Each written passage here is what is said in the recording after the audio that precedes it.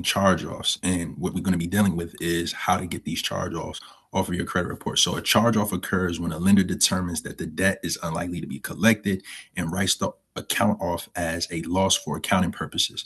Now, although the creditor writes the account off internally, the debt may still be owed and may be collected by an original creditor, assigned to a collection agency, or sold to a debt buyer.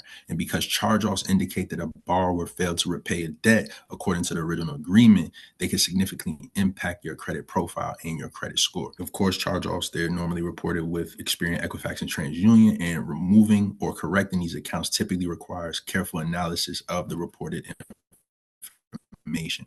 So understanding charge-off reporting. So when an account becomes severely delinquent, typically after 180 days of late payments, the creditor may classify the account as charged off.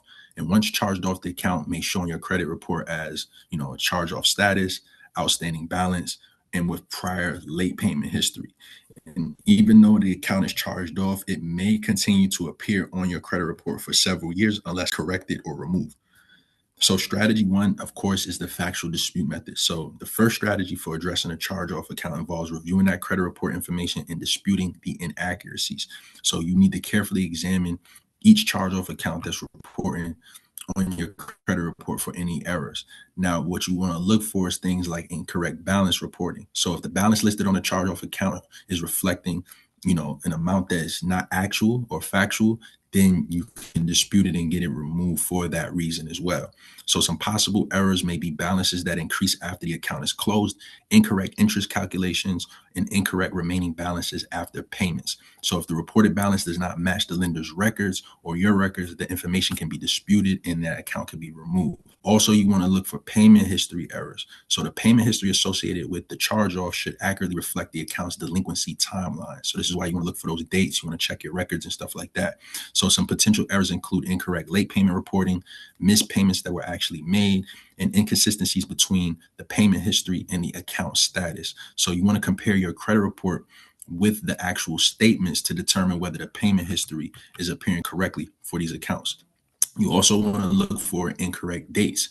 Several important dates appear in the reporting of charge-off accounts. So you want to verify the accuracy of things like the account open date, the date of first delinquency, the charge-off date, and the last payment date. So any incorrect dates can affect how long the account actually remains on your credit report and whether the reporting timeline is actually accurate, right? So the second strategy is identifying these Metro 2 reporting violations the same way we did with the collections. So creditors report account information using, again, what's called Metro 2. Of course, it was developed by the CDIA, the Consumer Data Industry Association, which was actually created by the credit bureaus. So Metro 2 establishes standardized reporting fields that lenders must follow when transmitting credit data. And when these standards are not followed correctly, this is where reporting errors typically occur. So you want to look for things like incorrect payment status, right? The payment status field, it should accurately reflect the condition of that account.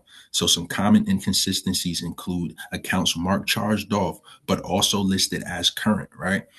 An account showing ongoing late payments after being charged off, and conflicting status codes across reporting periods. And such inconsistencies may indicate inaccurate reporting, helping you get that account removed off your credit report. So missing charge-off dates is another thing, right? The charge-off date is an important field when it comes to Metro 2 because it identifies when the creditor classified the account as a loss.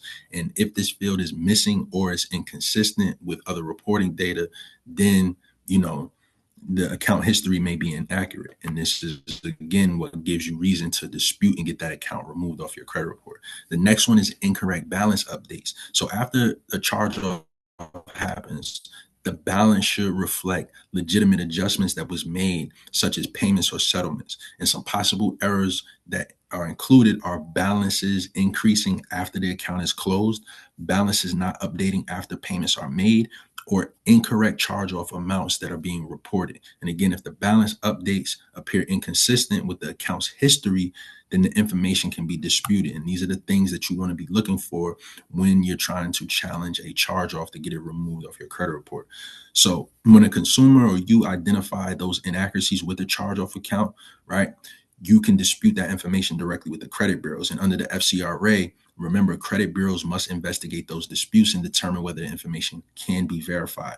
And again, they use eOscar. There's no discretion. There's no real person, and that in and of itself is a violation of the Fair Credit Reporting Act. But you have to, prove that over the course of some dispute rounds if they actually verify the account. So if the furnisher can't verify the accuracy of the account, then the information may be corrected or removed. And we're going to make sure that we put in these letters that we want these accounts removed or deleted, so they just don't update the account, and we just got to keep going back and disputing, right? So key takeaway for charge-off accounts is, charge-off accounts require, of course, careful review because they can significantly impact your credit profile. And what you want to analyze on the charge-off is things like incorrect balances, incorrect payment histories, incorrect reporting dates, and inconsistencies in that Metro 2 reporting, right? And identifying these issues is what's going to allow you to determine whether the account information is being reported accurately or whether further dispute action is appropriate.